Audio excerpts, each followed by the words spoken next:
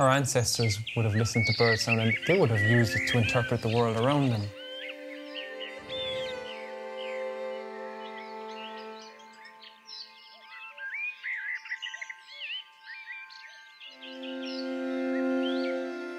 There's quite a few vocalizations, really. You know, it's like another language. Did you hear that? Is it brambling? It's like a drug to me. Really excited. It's just brilliant.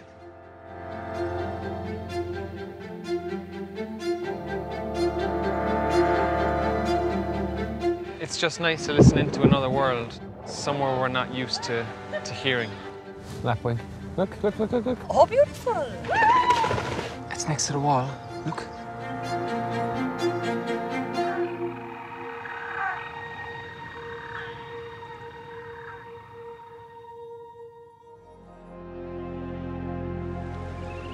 "63% of our birds are at risk of extinction, so they're either red or amber listed."